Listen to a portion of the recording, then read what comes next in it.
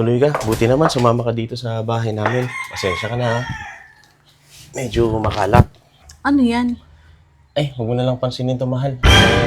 Wala kasi kaming sampayan, eh. Kaya, ito talaga na may ginagamit ko. Tsaka, Sinusuot mo pa yan? oo, mahal.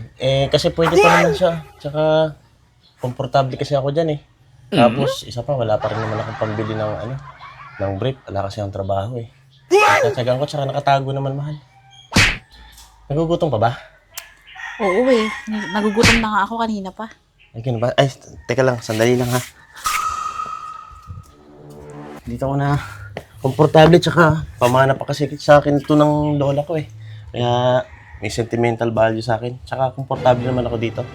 Tsaka dito sa higa na ito, komportable din ako dahil kahit karton lang, kahit matigas, ayos naman. Nakakatulog naman ako na maayos. Hindi ka na. Kain ka na, mahal. Pagsensyahan mo na. Ala kasing... Asa yung plato mo? Diyan ka kakain? Ay, pasensya na, mahal. Ala po kasi kaming plato, eh. Wala kasi akong trabaho, kaya... dito rin talaga ako kumakain, eh. Pagtsagaan mo na, mahal. Ano to? Toyo? Asa Oo. yung siomay?